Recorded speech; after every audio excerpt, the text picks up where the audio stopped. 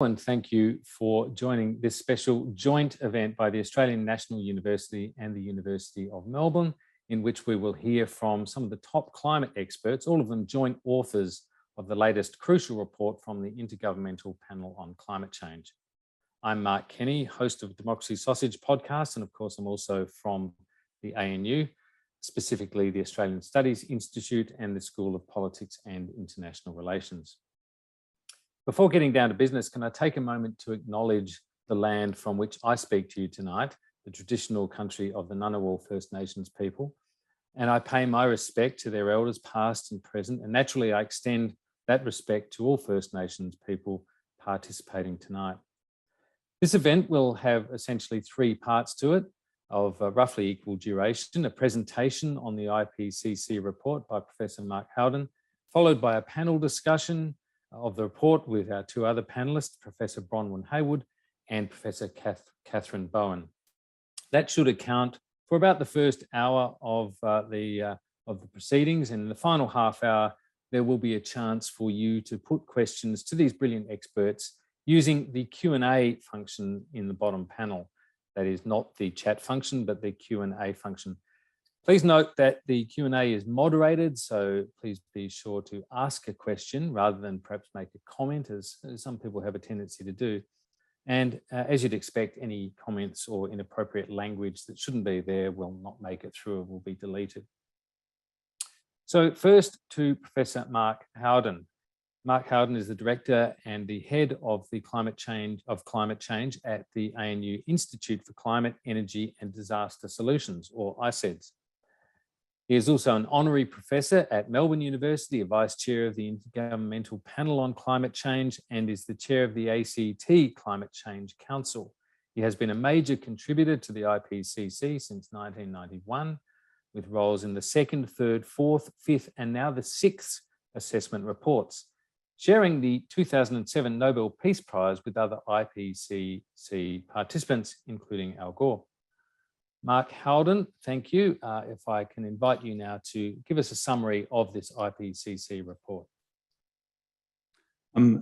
Thanks very much, Mark, and thanks to our co-collaborators, co-hosts for this, University of Melbourne, and really pleased to be able to speak here tonight. I'm just going to share my screen just to move into the presentation, and just checking you should be seeing a full screen.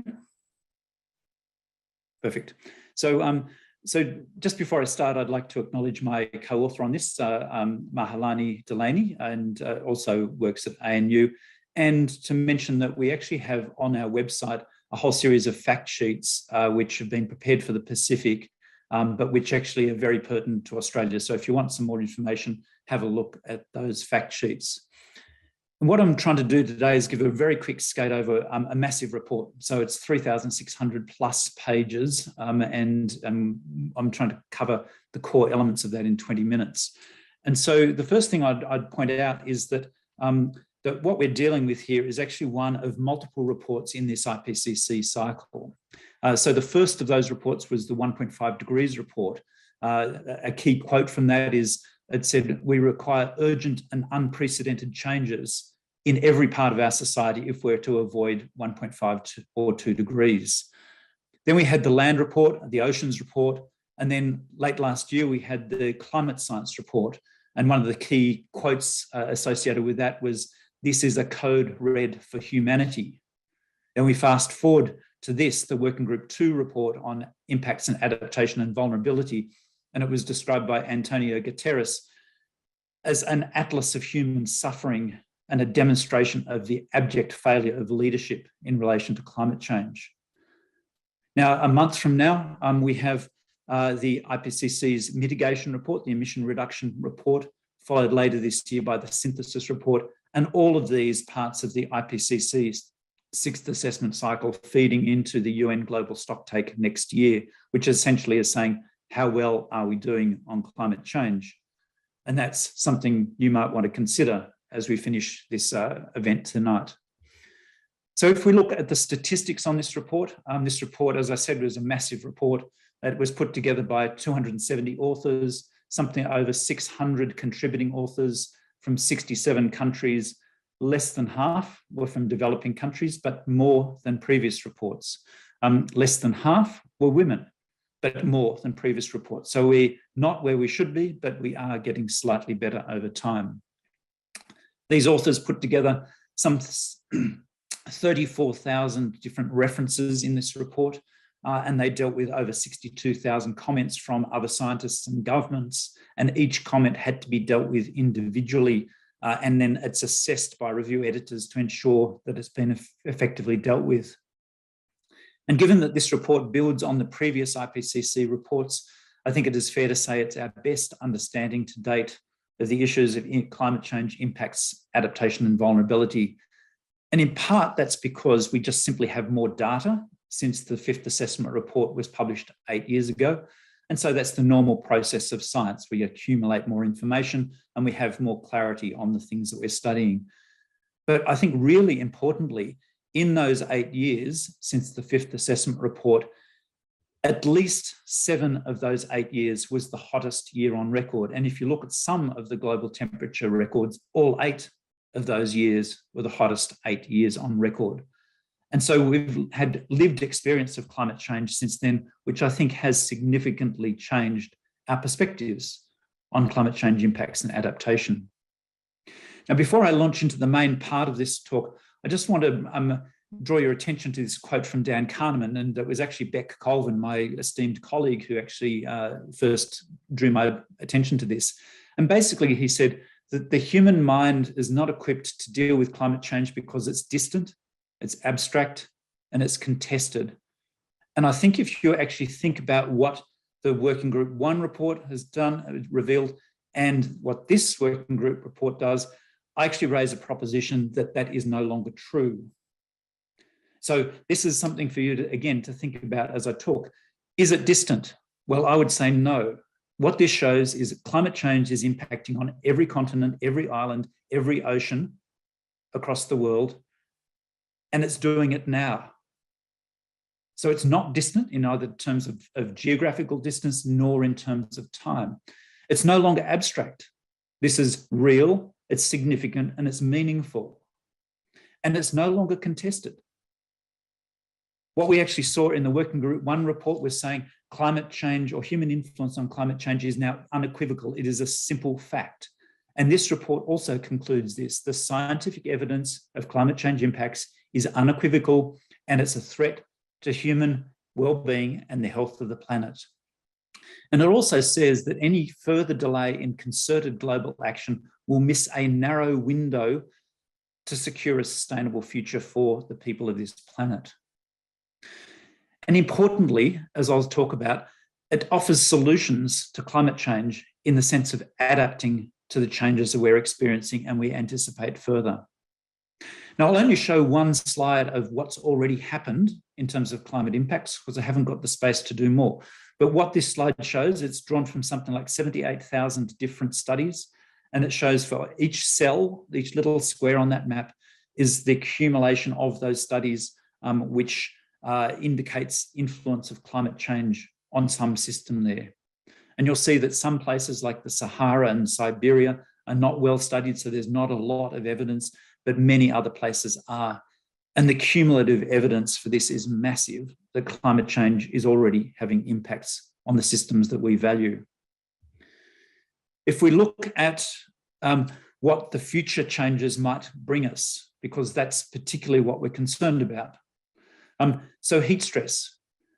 What we're likely to experience is massive increases in heat stress with impacts on our economy, on our physical well-being, and on our mental health. There's increasing evidence that heat stress and similar climate extremes impacts not only on acute events such as cyclones and storms and fires, but also from chronic events, long run events like long run droughts and sea level rise. We're likely to see water scarcity in many parts of the world, but not all the time and not everywhere.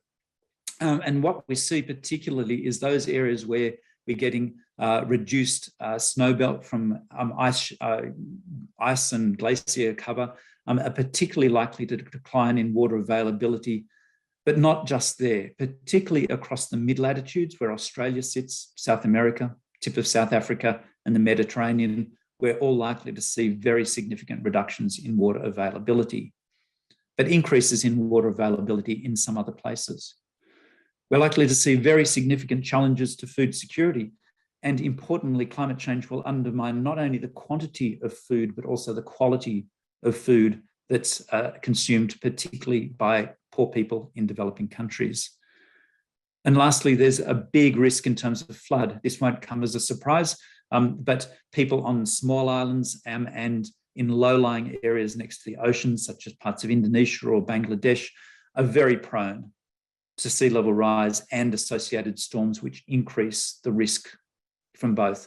And there's something like 1 billion people across the globe who are likely to be affected significantly within this next century.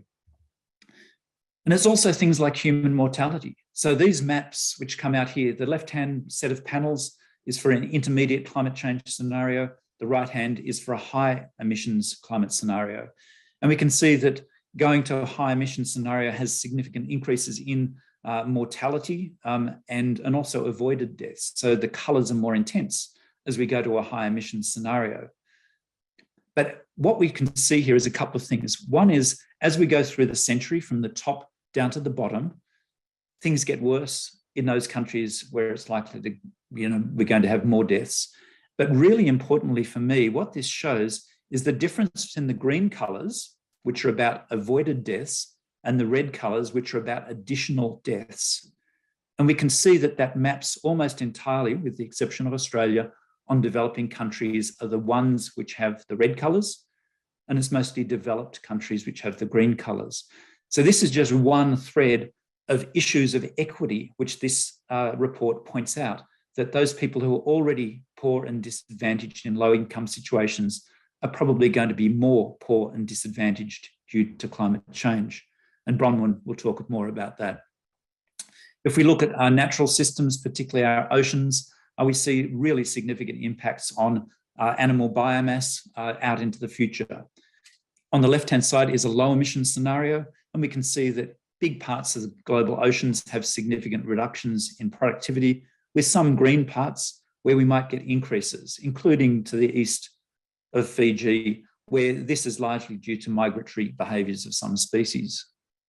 Whereas if we go to the right-hand side on a high emission scenario, we can see pretty much every ocean, again, with a few minor exceptions, is likely to have very significant reductions in animal biomass and productivity under a high emission scenario, with huge implications for food security and nutrition, as well as for the functioning of those ecosystems throughout our global oceans.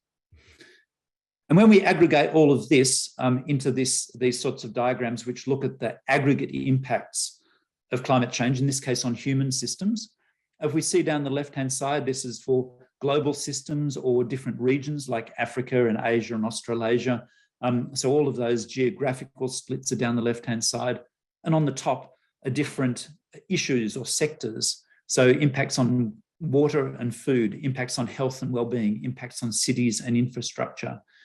And the thing that I draw your attention to is there is no single cell in that whole matrix where there is just a plus.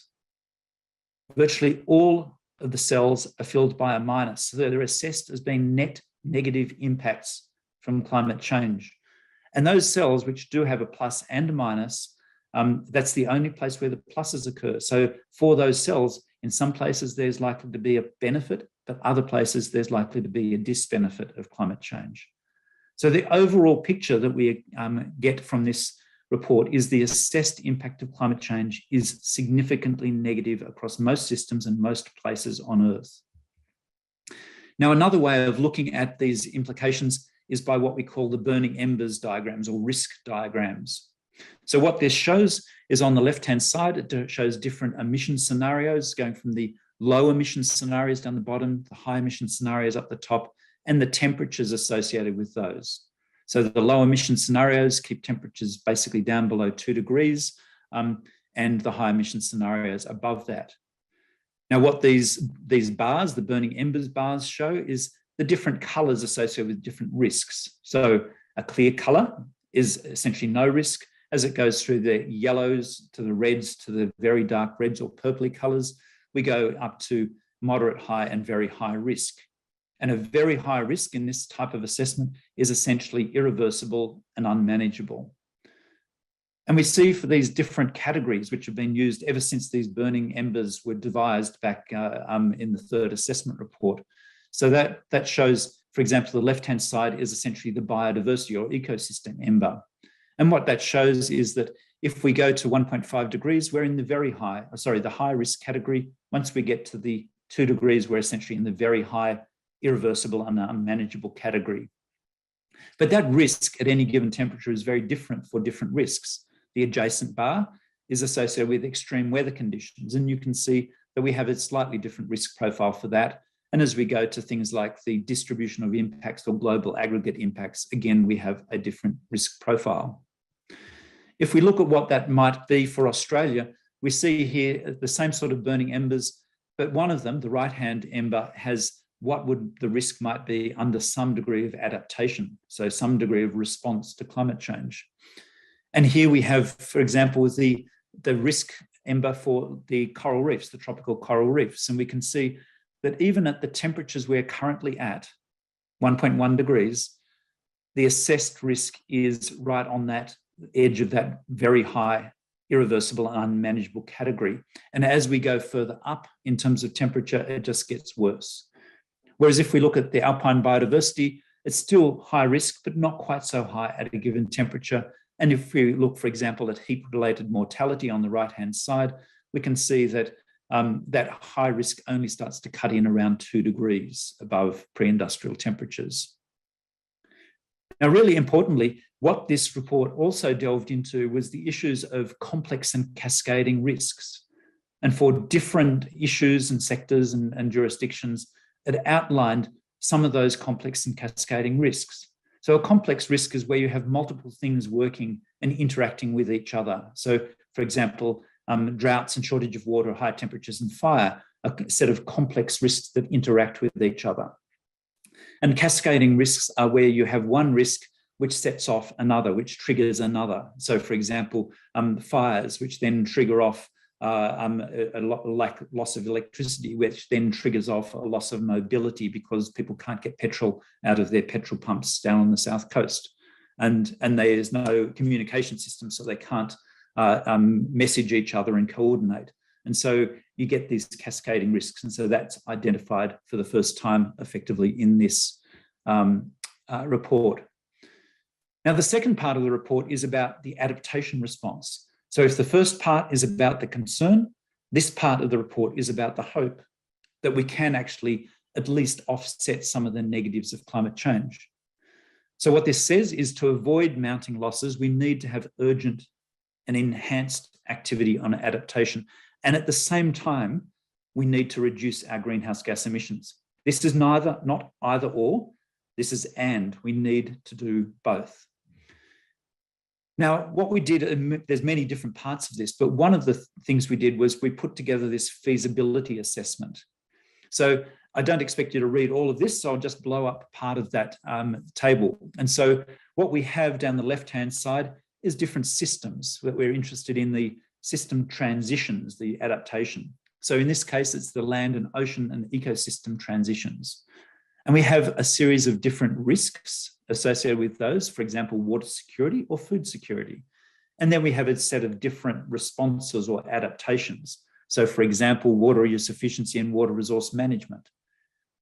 And then for each of those adaptations, using the exact information in the scientific literature, we assess the potential feasibility based on these different dimensions of feasibility, such as economic, technological, institutional, and social dimensions of feasibility. And we come up with some aggregate assessment of feasibility of those types of adaptation responses, and also the synergies of those with emission reduction. So do they work together, or does adaptation and mitigation work against each other? And you can see that there's variation in that across different categories. So for example, water use efficiency doesn't necessarily correspond with enhanced emission reduction.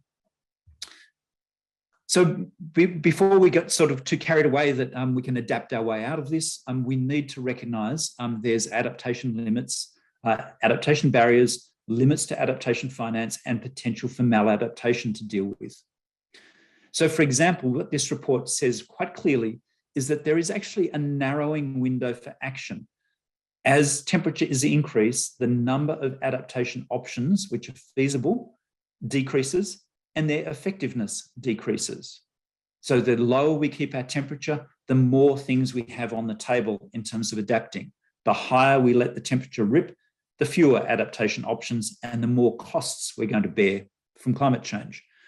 There's also limits to adaptation. So often adaptation has either soft limits or hard limits. So the example here is people living on small islands or those dependent on glaciers and snowmelt may no longer be able to adapt once they're past 1.5 degrees because of things like sea level rise or lack of water. By 2 degrees, we anticipate that many farming areas which are currently productive will become very challenging to farm under our existing farming systems, requiring significant change and possibly loss of productivity. But it's really important to note that even if we adapt these systems really well, there's very likely to be residual losses and damages. So we're going to be putting up with pain regardless of how well we adapt, is the assessment from this report. We can reduce some of that pain by ensuring that we actually have adequate finance to help people adapt and adapt effectively. But the assessment again was that these current financial flows are insufficient to deal with climate change. And of those financial flows across the globe that are dealt with for climate response, what is actually delivered to climate adaptation is a very, very small slice of the pie. And in fact, this assessment analysed it was only between 4 and 8% of the global finance actually ends up being in the adaptation category. And lastly, we need to be very alert to maladaptive responses which generate either bad results out of perhaps increased greenhouse gas emissions, or generate lock-in, which increases future vulnerability or causes other social or environmental harms. So we need to be very careful about how we adapt. It's not just something that's going to be easy to do. But even when we look at what's happening in terms of adaptation across the globe, what we see is there's increasing gaps between the adaptation action taken and what's needed. And those gaps are largest amongst low-income populations, and they're expected to grow under climate change. So that says that we need to accelerate climate adaptation. And here's a few elements of that acceleration laid out in the report.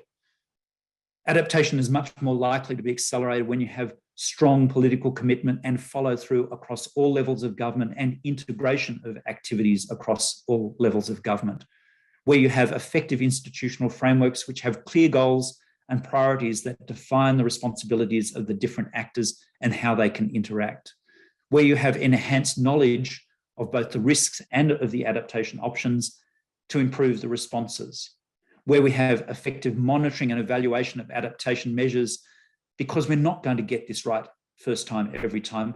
And this is going to be a long journey over many decades. So we need to put in place the learning processes so we do things better and better over time, particularly better and better under a changing environment.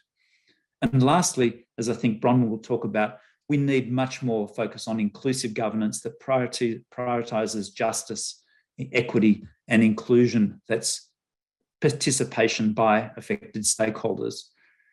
And the last point I'd make is that effective adaptation responses to climate change are essential if we're to meet the sustainable development goals that the Australian government and most governments across the world have signed up to. So what this figure shows is, again, different system transitions, different adaptation options, but looking at how they impact on different sectors and groups at risk, and whether they're synergistic or otherwise with the sustainable development goals. So those are the different colours over here with the little crosses in each cell. And one of the really hopeful things about this report, I think, is that when you look at those cells where you have single adaptation options and the interaction with sustainable development, in most cases, we actually have a plus in the cell, which actually means that there's a synergy that we can build from and accelerate adoption of the climate response as well as the other sustainable development goals. So I think there's some really good news here that if we act in a more integrated way, we can deal with this much more effectively. But that integration is really crucial. We need to have adaptation working with mitigation and working with sustainable development. And that's what this report called climate resilient development. And when we look at the evidence across the globe, climate resilient development is already being challenged by the climate changes we're already seeing. And the prospects for climate resilient development will become increasingly challenging unless we pay due attention to them in the coming decades. And if warming exceeds 1.5 degrees, it's going to become extremely complicated, and over 2 degrees, it becomes extremely difficult. So I'll just leave it there, but just reiterating one of the key messages that Beck Colvin and I developed after the 1.5 degrees report, and that is every half a degree matters. Every fraction of warming makes things harder for us. Every year matters. Action is urgent. We need to act now and we need to act well. And every choice that we make matters. Thank you. Thank you, Mark, for that. Thank you, Mark, for that very compelling and really excellent presentation. That really, I think, was extremely clear and very concise. And as you say, a huge task to get through so much detail in a relatively short time. But I think you did a fabulous job of explaining the nature of the work that's been done, just conveying how rigorous and how detailed that work is. How vital it is, and you gave us a very good sense of, as you say, the sort of closing window, the way even the difficult tasks that the world faces right now are becoming more and more difficult with every element of delay that's been built in. And there has been plenty of delay, as we all know, in this process, plenty of reluctance really by the world to accept these changes, to accept that the change is necessary, and to start making the hard decisions to prepare for it. And ironically, that means harder decisions, as you say, are needed down the track, or they're needed now, and they're going to be even harder down the track. Let's move on now really to the panel phase of our session tonight. And it's my pleasure to introduce Professor Bronwyn Haywood and Professor Catherine Bowen. Bronwyn Haywood is a professor in the Department of Political Science and International Relations at the University of Canterbury. Her research focuses on the intersection of sustainable development, youth, climate change, and citizenship. Professor Haywood is a lead author of the IPCC AR6 report, Cities and Infrastructure, and was a lead author of the 2018 Special Report on 1.5, Sustainable Development and Poverty Eradication. And Catherine Bowen is professor in the Melbourne School of Global and Population Health. She works at the nexus of global environmental change, global health and governance issues, primarily in low and middle income settings. Professor Haywood holds several key international roles, including as lead author on the IPCC 6th Assessment Report. She regularly advises the World Health Organization on climate change and health, as well as other national and international organizations. So you can see, welcome to you both, I should say first, and you can see that all three of our speakers tonight are very well qualified to be taking us through the challenges that we face and the work that's been done to try and quantify that and guide us forward. Catherine Bowen, I might start with you. And I might make an obvious point, I suppose, given that we have these East Coast floods savaging the lives and livelihoods of so many. And again, we see this disconnect, although many people are making it, but governments have struggled to make it, and they've probably struggled around the world, but we certainly know a fair bit about that in Australia. I just wonder if you have a theory as to why there is such a big disconnect between our lived experience of climate change and our political discourse, and perhaps our somewhat reluctant policy settings. And I suppose that's going back over some of the ground we've just discussed. And Mark had that particularly good quote from, I think it was Daniel Kahneman, who made the point that it's distant and it's, what was it, distant and abstract and contested, I think, were the three things. But I wonder if you have a a feeling about why it is that we have this massive disconnect in our politics and our policy. Thanks, Mark, and I appreciate that you've started me on a very easy question, so many thanks for that. But before I begin, I would like to acknowledge that I'm coming from the lands of the Boonwurrung people, the unceded lands here, and I'd like to pay my respects to their elders, past, present and emerging, and really acknowledge the importance of Indigenous knowing and Indigenous being in relation to how we actually come to terms with the way that our planet is being treated and how we develop the appropriate responses. I'd also quickly, before I address your question, note that this report and our discussion tonight is very sobering, and it's very challenging for many of us to keep hearing about. And so I just suggest that if you haven't already thought of something fun and enjoyable to do after you've watched this conversation, please jot down something that you might be able to do after this, whether that's a nice walk around the block, or whether that's a chat with your kids. But it's really important that we look after ourselves and our health and our well-being, and you probably would expect that from me being on the health chapter. But to your point, I think, Mark, what we're seeing is, again, we use this word disconnect. So we're seeing that the majority, if we look at the Australian population, then there was a recent survey just in the last few months by the Australian Conservation Foundation that noted that I think it was more than 80% wanted action on climate change. And so there's absolutely a groundswell of community enthusiasm and willingness for action. And it's the response at a political level, as you point to.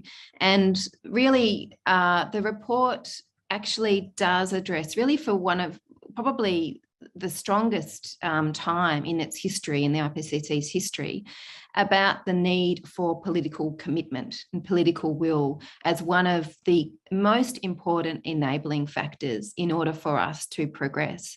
So this is something that all of us on this panel and many other people who work in this field talk about incessantly. We know so much in terms of the solutions that we have at hand. We have these available, and really the fundamental missing link is the political will and the commitment. And to have this outlined in such clarity in this report, assessed by the literature, is a really powerful statement.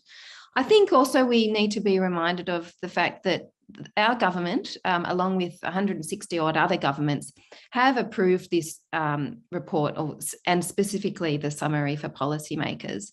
So our government has seen this report, and really, it's up to each of us in terms of how we start to think about addressing this issue around political will. And I need to remember that I'm coming tonight from you in a position as IPCC lead author, and so our we're somewhat limited in terms of what we can say. We're representing the report, but the main thing to say is that political will is identified as one of the key enabling factors for moving forward.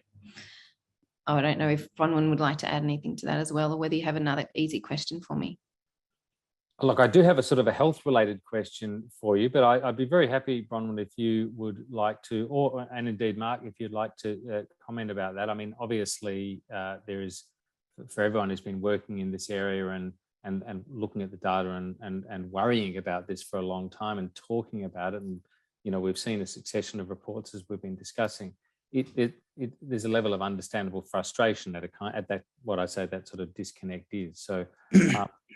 If you have any comments on that. Bronwyn, you first. Yeah, I think as a political scientist looking at this report and working on it, there are some things that are significantly different. So yes, the report itself is quite strong when it talks about the need for political commitment and the need for political will. It talks in the language of science about trade-offs, where we're really meaning the very difficult political decisions we've got to make with our investments, with our very large funding, and the effects of these decisions are now difficult.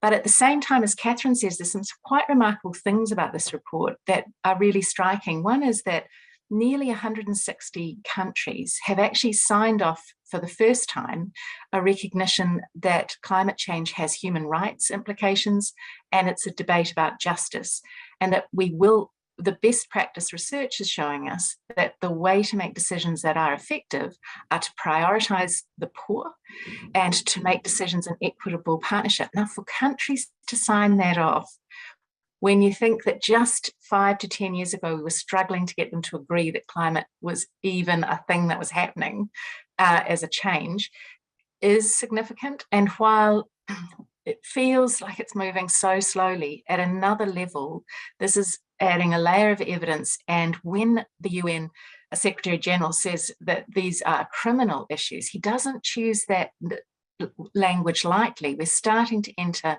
a new era of thinking about how we tackled climate much more seriously, I think. Mark, do you think that, in a sense, and this is a sort of a grim reality, really, but going back to the point about the floods, and we've of course had the bushfires, we had the droughts that preceded the bushfire crisis of a couple of years ago. We're seeing increased frequency of these extreme weather events. That the sort of deniers or the policy reluctant political establishment is, in a sense, becoming mugged by reality. It's a horrible way for it to happen, I suppose, but it's a reality. And we see this being a key discussion, particularly in the bushfires that affected this part of the world where you and I live, a couple of years ago, and now with these floods, very strong commentary around the frequency of these floods. And it has the potential, I suppose, in the end, to no longer, as you so rightly said, it's no longer distant and it's no longer abstract, even if in some residual way it's still contested. Yeah, look, it's a really good point, Mark, and just to sort of draw on what Catherine said before, so the Lowy Institute report, over several years now shows 90% of Australians want more action on climate change. And the political realities in most jurisdictions have been quite different from that. And so that gap between what the populace wants and what they're getting is actually just closing very slowly. And so my own view is that in a representative democracy, that's an unsustainable situation. So we'll continue to see that gap close. But in the process, we're not only incurring unnecessary risk, associated with those fires and similar extreme events, we're actually missing out on opportunities because, to some extent, we've got our head in the sand and we're actually not on the front foot in terms of either being very structured in how we can avoid those risks, doing more effective adaptation, better floodplain management, for example. And similarly, we're not getting the best out of our emission reduction opportunities. So, going down the superpower road in the way that we could. So at the moment, we're not acting in our best interests as a nation, I would argue, and that needs to change. And I think that's the political reality which is forcing, the movements that you've just mentioned. Yes. Back to you, Catherine. In this, as I foreshadowed, I had a sort of a health angle to talk to you about. Again, it's related, I suppose, or at least I'll start off making reference to the floods at the moment. The flooding crisis in Australia. Obviously, there's the immediate danger of drowning and everything that high water represents. But now there's also talk of toxic molds in significant quantities. There's mosquito-borne diseases. I mean, really just, I think, bringing home to the population how threatening this whole circumstance is.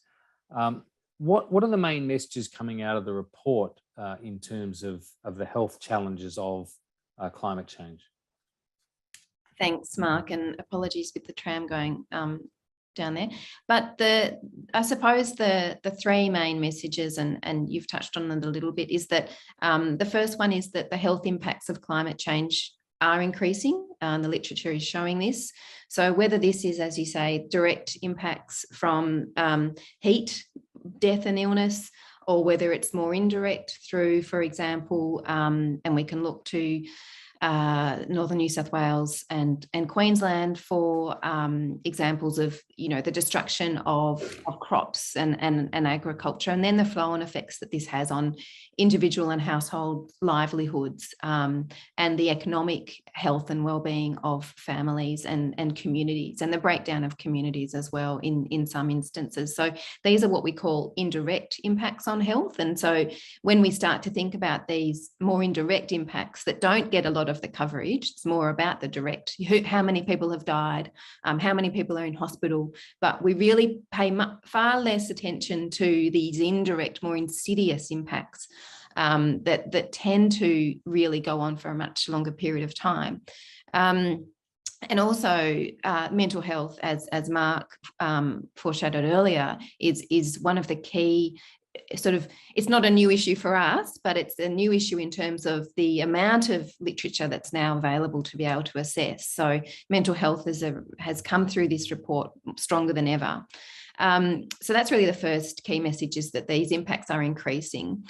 The second message is really that we can reduce many of the risks to human health and wellbeing if we adapt and mitigate, as Mark said, concurrently. So if we reduce our greenhouse gas emissions urgently, and if we strengthen our adaptation responses, and particularly so that our adaptation responses are proactive rather than reactive. And that's obviously an enormous discussion we can also have, particularly in light of what we're seeing up in northern New South Wales. And if we know that these are effective, and Mark also really helpfully pointed to that feasibility study as well within the IPCC's assessment, to look at each adaptation response and how feasible these might be. And again, Mark provided a wonderful overview of the general themes across the report in relation to health financing. So we know that there's 4 to 8% of climate financing directed to adaptation. When it comes to the financing that's directed to health, it's 0.5%. So this is an issue for the health sector in terms of increasing its investments, particularly from international multilateral finance. And that's an adaptation gap. That's what we would call one of our adaptation gaps for the health sector. And so then the third key message, I suppose, out of the report is really around the rapid transformations that we need to ensure that we do develop in a way that's climate resilient and sustainable. And so this is an opportunity for the health sector to start to recognise and more strongly work in partnership with what we call health determining sectors. And I use, if I go back to my example around the floods in northern New South Wales and Queensland, the impacts on crops and livelihoods, the importance of linking with agriculture sector, the water sector, the urban design sector, it's dealing with any of these health issues demands a interdisciplinary and cross-sectoral approach. And this will reduce the vulnerability to the climate-related health risks. And on that point around rapid transformation, the final thing I'd like to say is that these transformational changes that we need to see will be much more effective if they're responsive to regional and local and Indigenous knowledge. So that's a bit of a snapshot of the main messages from the health chapter.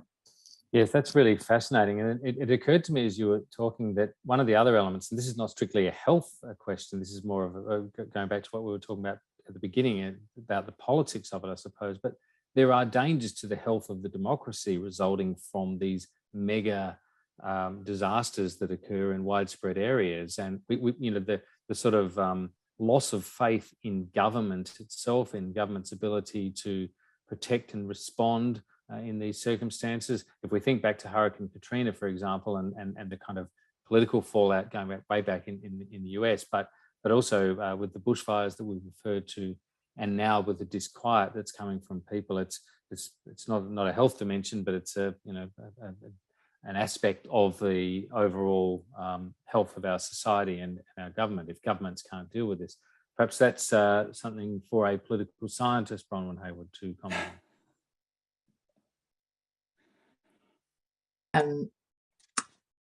Yes. Sorry, did I? Did I just throw a question to you while you were writing something down? Yeah, I was just thinking about it because I was thinking about it in another way, that in the cities context, we've been thinking about this a lot in the report, and all the research is showing that our cities and our governments, both national and state, regional and local, are really, really struggling to cope at the moment, and that's going to increase. And that's struggling at multiple levels, struggling with finance, they're struggling with planning and implementation on the ground. And as you say, they're struggling with diverse populations who are experiencing this risk differently. So it's glib to say that this is a challenge for governance, but it is a huge challenge. And actually that's what got me into the whole area of climate, because one of the things I'm most interested in my own research is how do we maintain democracy through periods of great turmoil? So that and how do we do that, especially so that children have a democratic as well as a sustainable future? But so yes, so I was just a bit thrown because I was listening and thinking, yes. Yeah, well, I mean, you've answered it extremely well, because that was exactly what I was thinking about, and it was if I can offer an excuse, it was entirely an improvised thought from me as well, as I was thinking about just the scale of these disasters and how it affects our society. Let's just stay with something you mentioned there, though, cities. What does this report have to say about the particular challenges for cities arising out of climate change? Well, cities has become quite a feature of this report, partly because urbanisation is one of the big global megatrends, and there are several system shifts that are focused on in the studies where we are seeing really big shifts. But already half the world lives in cities. We're expecting another 2.5 billion people to move into cities, especially kind of medium-sized cities, by 2050. And what the report's saying overall is that there's somewhere around 3.5 billion people who are now highly vulnerable to climate change now. And then add on top of that, that cities are a crucible of risk. So many of the issues are concentrated in cities. And I'm sorry, I think I might be breaking up a little bit, but hopefully it's all right. So one of the things is that we're not all in it together. As Catherine and Mark have said, it's the most vulnerable, the poorest, the elderly, Indigenous, ethnic minorities and disabled, and children who are particularly at risk when we're looking at cities. And as we've talked about in different contexts, the study and the summaries are very upfront about the fact that we're rapidly reaching the limits of what we can cope with. And that's limits both the soft in terms of what's feasible right now and the actual hard in terms of not being able to adjust to intolerable risk. And I mean, I just look for Australia at the moment, or here we've just had repeated flooding on the West Coast. This is extremely stressful for communities, as you say. And so when we talk about cascading or compounding risks, that's kind of theoretical in the studies. But the reality means that you might be living in a city with extended heat days, plus a problem of air quality, meaning, as Catherine said, often the direct health effects in cities are hidden because we would register a number of deaths as immediately heat-related, but then if you take something like the wildfires, I was just reading through the Australia-New Zealand chapter that Brendan Mackey and Judy Lawrence have led, and there are some things that are really striking about it. The wildfires from 2019, 2020, 33 deaths immediately, and then another 429 from respiratory and related cardio illnesses. Now, this is a lot for communities. And I think the part, and I'm sorry that it's so grim just at the moment, because it is grim, as Catherine said, on top of a war, on top of a pandemic. But I think the bit that's really stuck with me from this report is that children born this year, if we cross 1.5, which the report is suggesting is likely in the near term, so 2030s, Mark can correct me, but we're sort of thinking that if we're on this trajectory, that's where we will be, then in a child's lifetime, by the time they're 80 at the end of the century, they'll have experienced 4 times the rate of these severe disasters and risks. That's really difficult. So for cities, one of the key problems is, as you say, how do we manage this? And what the research is showing is that the good news since we did the last stock take is that many more cities have plans about adaptation, but the bad news is not so many have implemented them. And when we are implementing the practice, it tends to be quite small scale, and our focus has really been on our physical infrastructure. And that matters. I mean, sea walls matter, but if you're concentrating only on that, then you risk, as Mark says, maladaptation. You start encouraging people to build in inappropriate places. It's not helping your poorest. So the research is also showing over the last 5 years that the key kinds of infrastructure we need to be thinking about is this, what they're calling the social infrastructure, but that's your income, insurance, your health, your education, support, all the things that are put at risk by these big disasters we're watching, plus working with nature to try and design cities that are greener, not only to keep cooler, but to absorb more of the flooding, those kind of multiple benefits. But again, we can do a lot with ecosystem planning and working with nature, but as our temperatures increase over 1.5, we reach the limits of what nature can start really helping us with. So we have to be doing both things at the same time in the next decade. We have to be reducing our emissions and protecting our communities, preferably in actions that come together. It's a tough ask, but it's the only option we've got. Are we pushing also up against the limits, at least in the way we've currently configured them, of states, of governments themselves? Because, I mean, you make the point about the low level of investment for capital flows or investment flows for adaptation, even less for health, you know, quite a bit less. And of course, these problems are, as the term has been used a few times tonight, they're sort of complex and cascading potentially. The situation has a very bad trajectory to it if not addressed. That investment flow presumably is a function of where people think there's a return on money at the moment. Are there limits to the way we can do things if we are still running this kind of neoliberal idea that governments have to remain small and leave everything up to the market? Well, certainly, I was surprised that there was agreement from both governments with the report finding that we can't leave our urban planning to a market-led approach and a highly energy intensive, and that's explicitly stated in the summary. And what they're saying is that one of the key things we can do is land use planning, and that land use planning is boring, it's frustrating, but it has a huge benefit in terms, and particularly when it's targeted at improving the lives of your most vulnerable, that it's one of the things that makes the biggest well-being dividends overall. So that's some of the good news, but funding it is difficult. We have very little private funding for adaptation.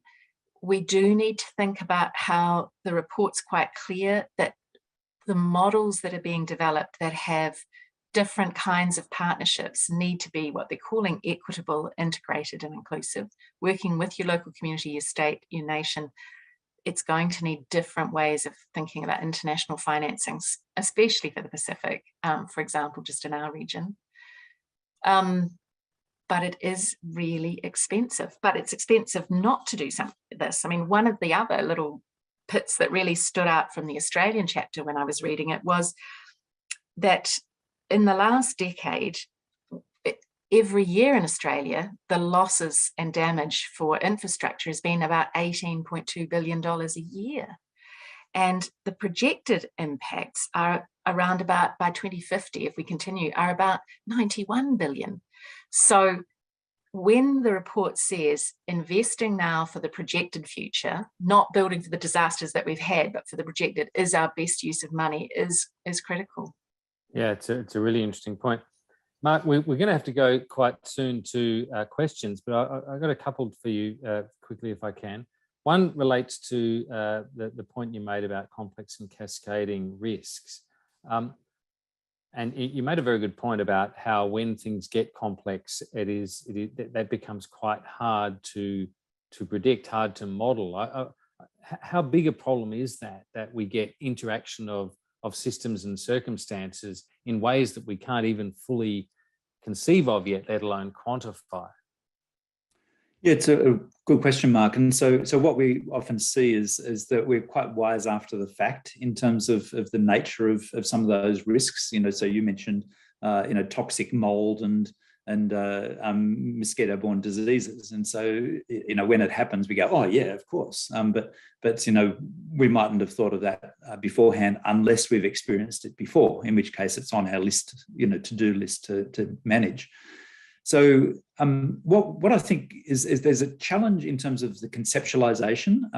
There's a challenge in terms of prediction, and I'm actually not sure that prediction is the critical thing here, but I think it's actually much more about building the right sort of capabilities to respond when needed.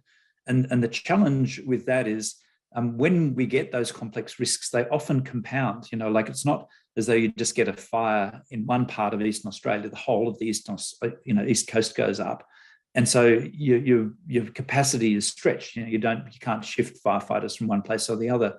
And in the past, we could actually do that with internationally, where it could bring firefighters from California to Australia in their off season when it was our fire season, and vice versa. But because both of our fire seasons have stretched, we can no longer do that. They haven't got spare equipment. They haven't got spare people because they're fighting fires at the same time we are.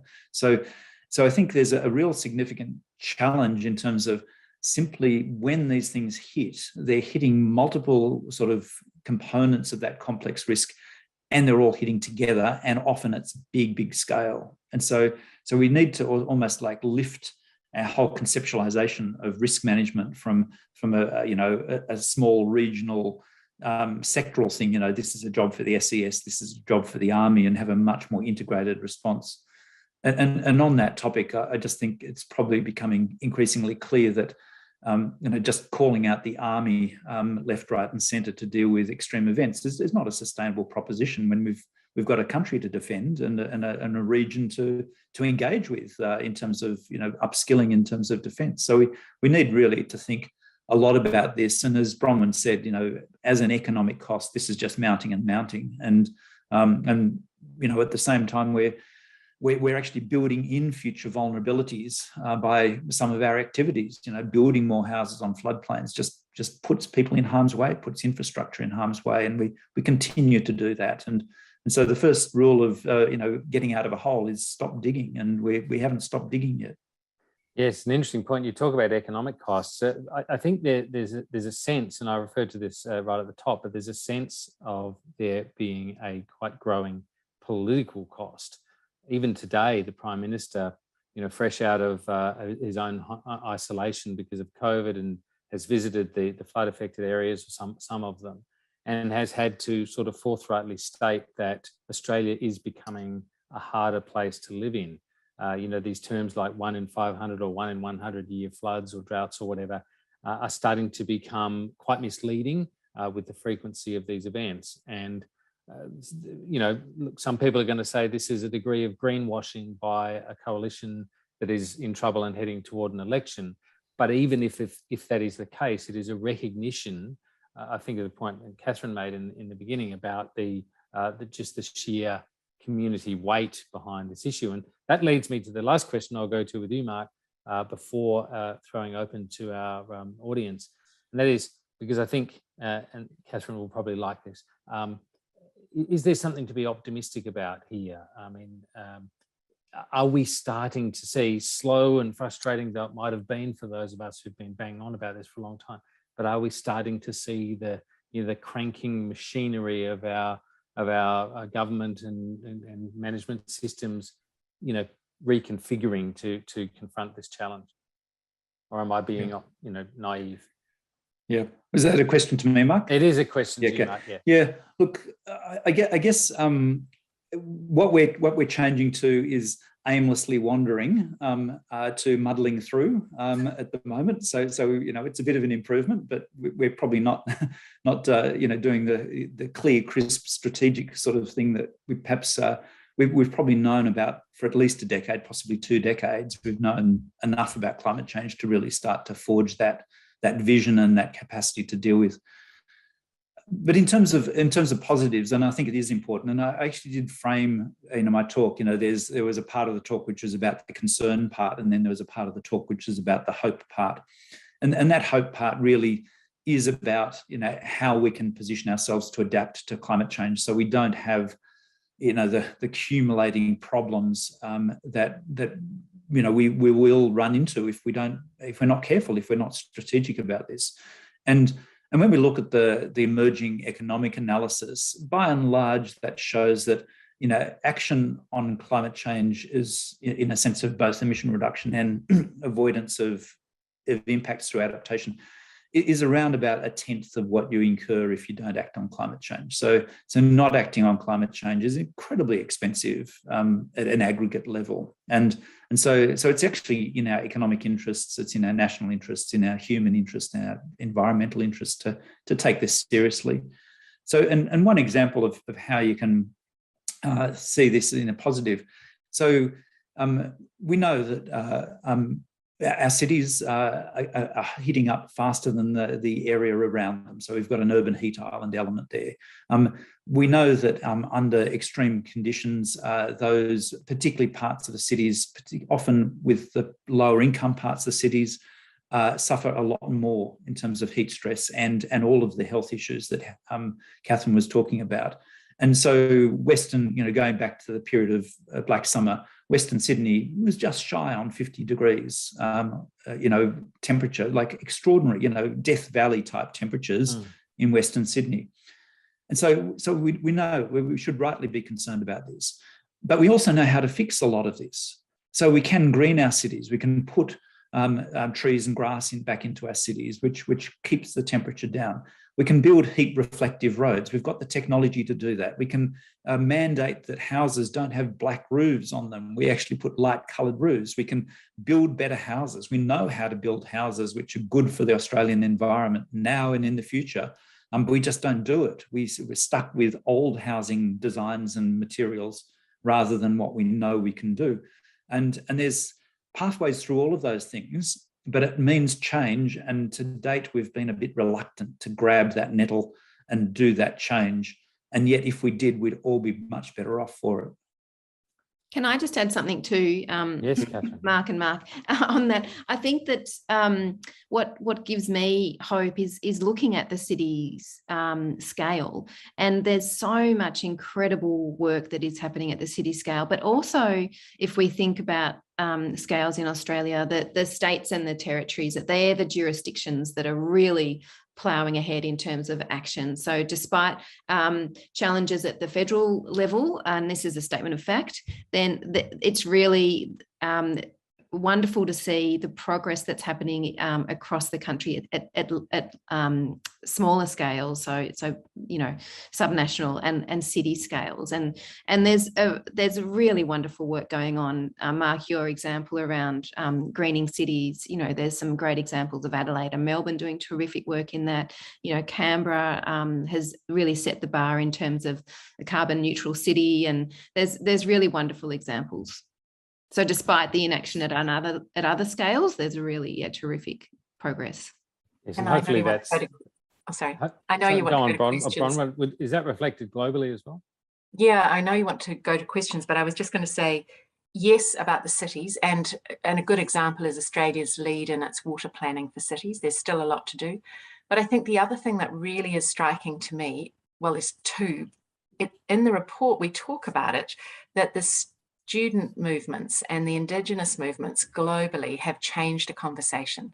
So they've shifted the conversation from being a very technical, scientific, technocratic conversation that people found difficult to enter into, to a moral question about what's fair, about what leadership looks like.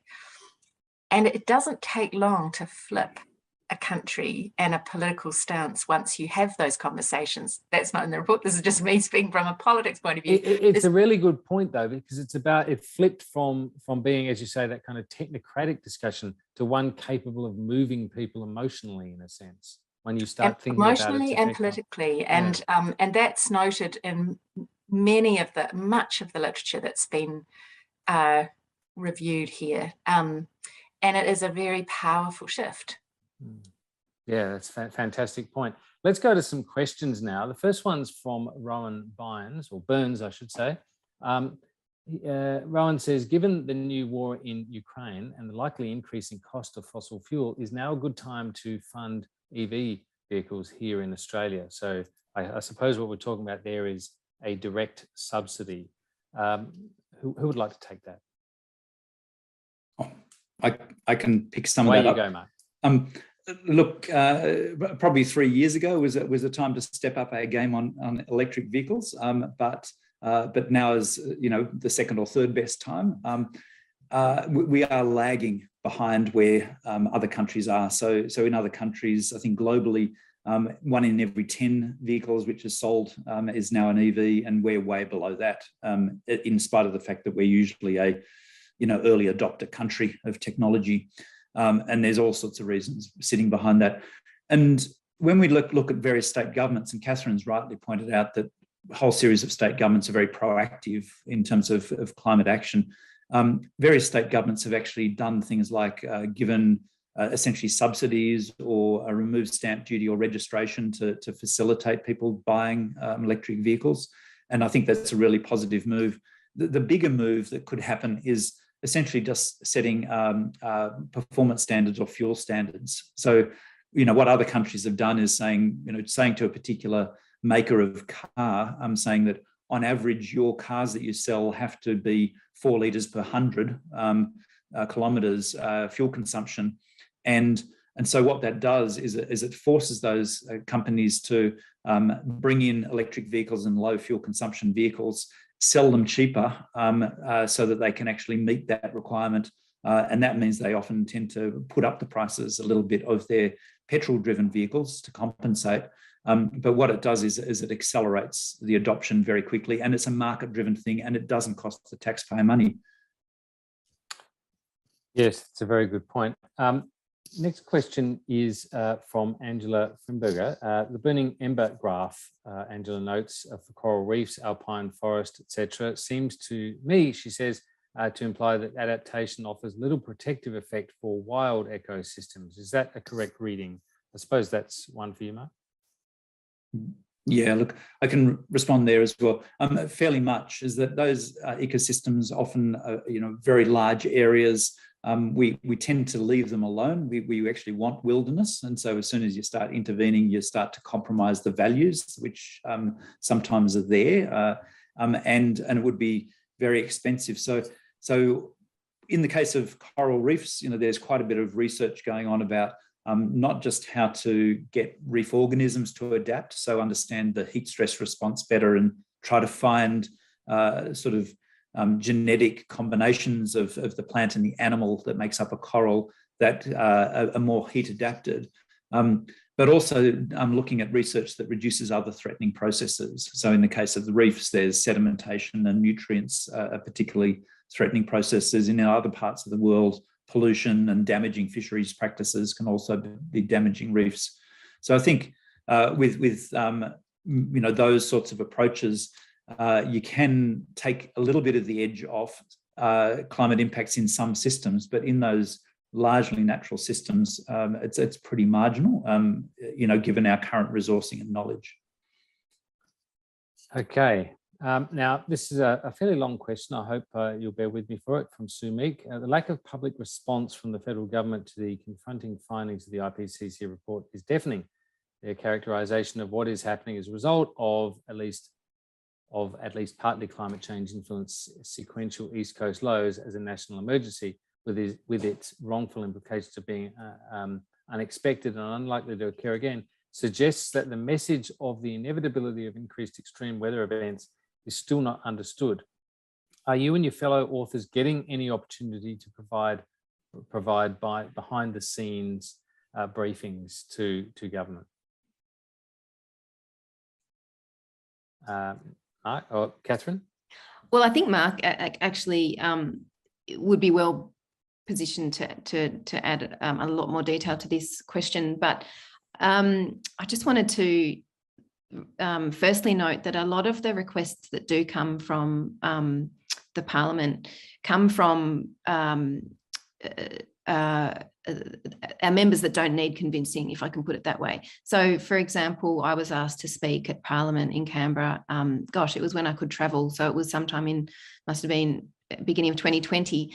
And I spoke to now I have to get this right, the Cross-Parliamentary Friends of Climate Change group. And this was predominantly made up of Labor and the Greens. And I think there were a sprinkling of LNP MPs there too. But I think that sometimes the challenge is that the requests that we have for these briefings are generally from sympathetic ears. But Mark, I wonder if you have any thoughts on that. Very much so. Is that the people who tend to accept the briefings are those who are already sort of on the sort of pathway to effective sort of climate change considerations, or at least dallying with that. The short answer is yes, I have briefed a few ministers, and there's invitations to briefings which have been sent out, but not necessarily responded to. Again, the dynamics of the party room are such that the key actors, which are to some extent limiting action on climate change, are, in my view, highly unlikely to accept a briefing. It's an interesting point, isn't it? Really, what you just said really goes to I suppose, a structural problem in the polity. Right throughout this, from the moment it started becoming recognised as something that needed the attention of lawmakers, policymakers, there has been this political taxonomy of the issue, of putting it on the left and hostility on the right, which really made no sense, has never really made much sense. But the tendency, therefore, given that taxonomy, has for the rest of the time been for these IPCC reports to come out, other studies, other advocates of change to step forward, and for them to be talking mostly to people who essentially agree with them. And the challenge for our democracy has really been to somehow be persuasive with this issue. That is, to change minds of those people who aren't there. Now, someone earlier on the chat line made the point that apart from the Greens, the other parties, one way or another, have accepted a lot of fossil fuel donations over the years. That is a pretty strong theme that I often hear mentioned. And we know, of course, that this is a factor, not just donations, but the interests that coal and others have in the maintenance of policy as it stands. So it has been this big, unswallowable thing for the polity to deal with. And perhaps it's only now starting to come near it. Did you want to make a comment on that, Bronwyn? Yeah, I was just going to say, I was trying to think what we said and what was reviewed in chapter 16 on decision making, but certainly one of the key structural shifts that is a kind of a lever that shifts community conversation is media coverage. And speaking outside of the report, but looking at the New Zealand experience, it was getting independent, national, networked stuff. It's called stuff, but it's our national newspapers to agree at an editorial policy level their position on climate, and that then has shifted a conversation dramatically, I think, and there's a lot of research about that. I can't remember what was said in decision making generally about that effect. The other observations that are emerging in the literature and emerging in the research are that it's the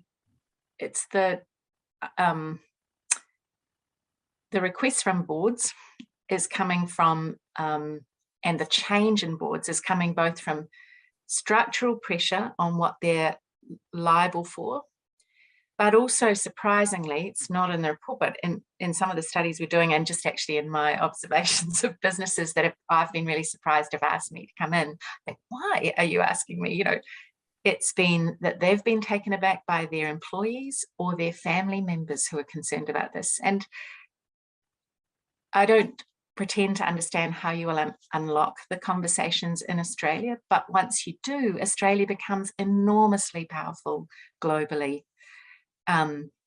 So it is remarkable to me how quickly a political conversation can shift, coming back to the student movement and how it changed the nature of the conversation. Thinking about how media coverage has changed the nature of the conversation, the depth here. We don't have that same, I mean, our epidemiologist colleagues are going through a terrible experience of disinformation, but I think that the dark, difficult periods of climate disinformation have well and truly finished.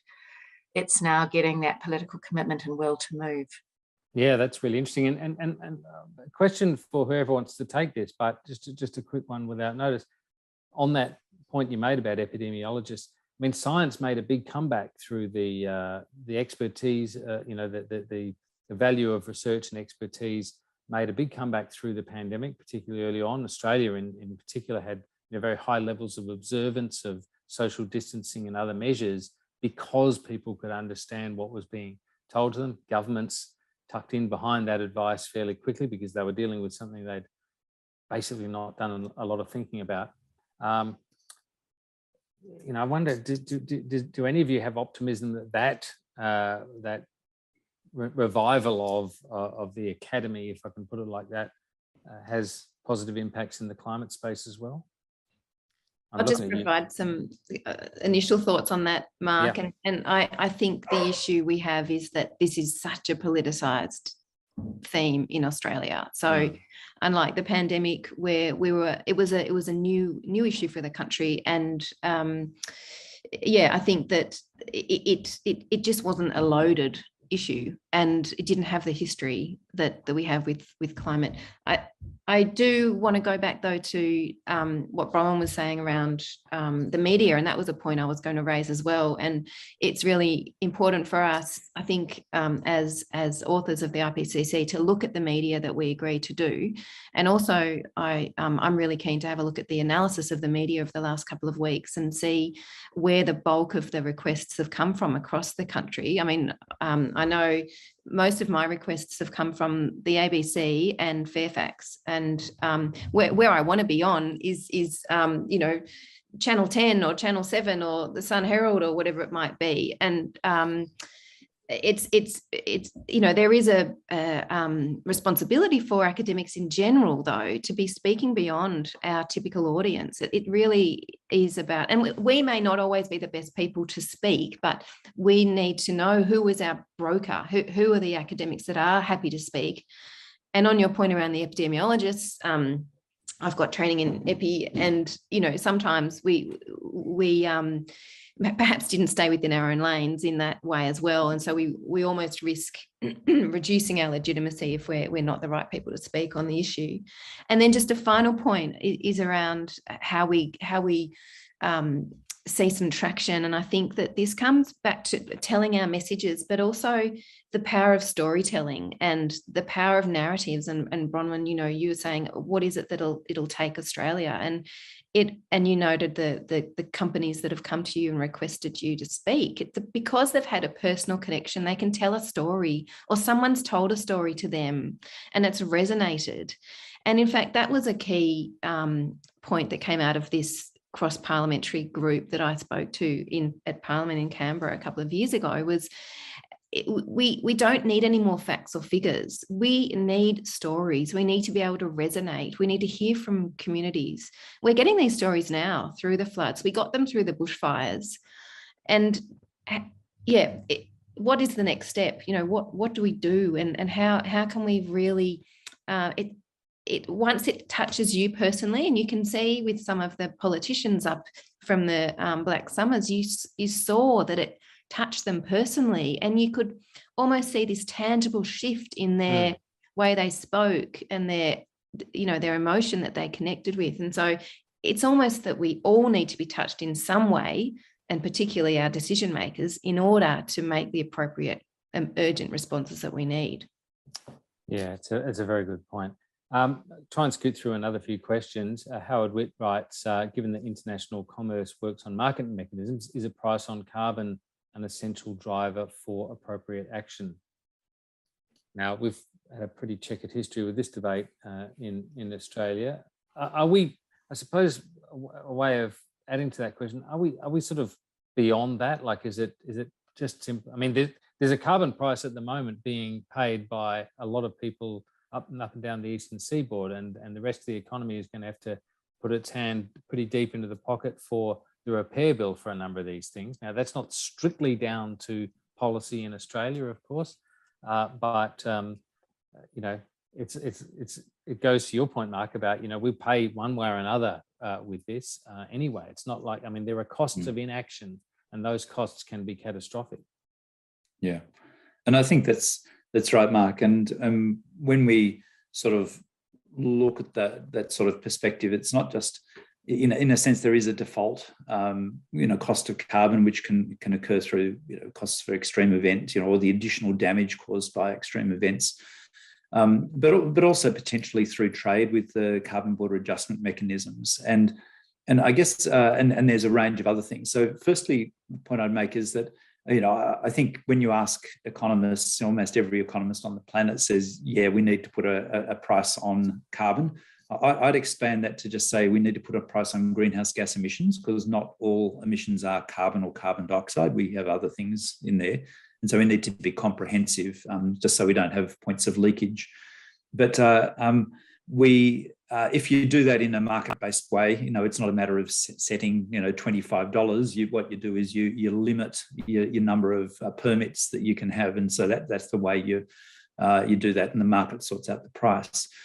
But the thing is that if you actually set that domestically, if you have a sensible policy, you can actually guide that in ways which are constructive for the broader economy and that broader society. So by how you design those systems, we can, when we take, for example, the price on carbon, turn to the taxpayer. So if you reduce the number of permits, you know, you're often getting taxpayers, or if you hand out permits, you know, people buy them, so you get a tax income. As soon as you actually go to the alternative, which is costs incurred through, say, extreme events, or costs occur through a carbon border adjustment mechanism, the control goes elsewhere and the benefit goes elsewhere. And so it's, you know, if you think of it like that, it's a really dumb thing to do. What you're doing is ensuring that you get the worst of all possible worlds when you actually, you know, essentially outsource your responsibilities for reducing emissions. Yes, good point. Now, Judy Snyder writes, do the panel members think there is sufficient information in the IPCC report? That has just jumped while I've been reading it, such as the nature of these things. I'll see if I can, there it, I've got it back. Is there sufficient information in the report to enable governments to prioritise adaptation actions, or is further research required? What do you think? I mean, if I could just hop in on that. Yeah. One of the things that I was most surprised about was that one of the strongest recommendations is that if you have very limited funding, spend your adaptation on your most vulnerable. It has the highest wellbeing dividends. And for countries to sign that off, that's a pretty clear indication of where to put your time right now. And the other thing was to think for the long term, to invest for the long term now. Rather than what Australia and New Zealand both do, is rebuild for the disasters we've just had.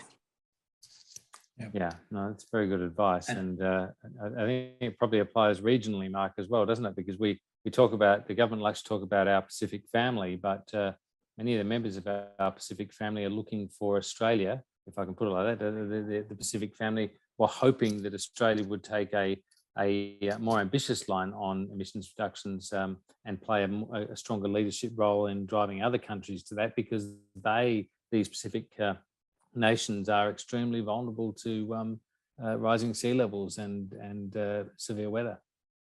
Yeah, and I'd say Mark, that we've known pretty much for 2 decades enough to take sensible action on climate change. So we've known the directions of change, the degrees of change under different scenarios within a reasonable sort of bounds. There's a lot more uncertainty about a lot of other things, like how a particular war, Iraq war or the Ukraine war, is going to unfold than there is about climate change. We actually know a lot about climate change and the various aspects of it, but we don't know everything. But you don't need to know everything to make sensible risk-based decisions. And so I'd actually suggest that we've known enough to, in fact, since the mid-90s, that extreme floods are likely to increase in Australia. So we've known enough to stop putting houses in harm's way and people in harm's way, additional houses, and that doesn't cost money. It saves money in the long term. So we can actually make a whole stack of decisions, I think, now which save money rather than cost money to actually take action. And as Bronwyn says, if you've only got a limited resource, you want to maximize your leverage. And so there's a whole stack of things. You look after your vulnerable people, but you also do those things which limit future vulnerability. Catherine, Mark made the point about EVs before and said that it would have been good if there was subsidy or investment in it, that if that had been done a few years ago, it'd be even better than now. I wonder if you could sort of think about that more broadly. I mean, the Chinese have a saying that best time to plant a tree was 20 years ago. I wonder if we can look at the policy architecture that is being advocated by people who are concerned about climate change, the policy responses. If we can look back and say, well, if we'd done certain things that we were advocating, that there was some political will to do, perhaps not enough as it turned out, but some political will to do 10, 20 years ago, how much better off would we be now? It's a counterfactual question in a sense. It's one has to theorize about, but do you have any thoughts on that?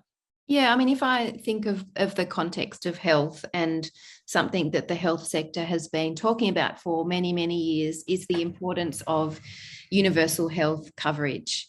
And this also has resonance in the Australian and the New Zealand, well, I'm not entirely sure, Bronwyn, with New Zealand, but maybe your mental health services are better than ours. But if we invest in universal health coverage globally, and most of my work is outside of Australia, then we see that the majority of the health impacts of climate change will actually be negated, because really climate change will exacerbate current and underlying health issues. So we'll see issues around malnutrition, around waterborne diseases, cholera, diarrhea, etc., arising from extreme weather events, for example. And these are basic health service provision requirements.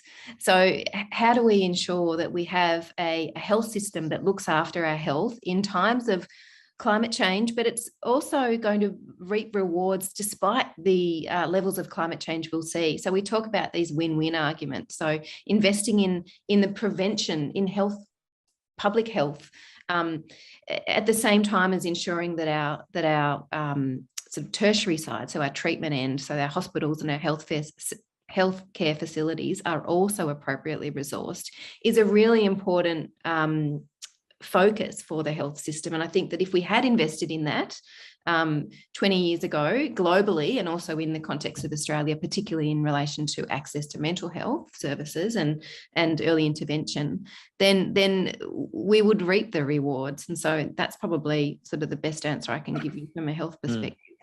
Yeah, no, that's good. But I'm going to take one more question and then we're going to have to wrap up, unfortunately. We've got a few more there in the queue, but it's always the way. Very difficult to get through them all. This one's addressed to you, Mark, but I suppose others may want to comment as well.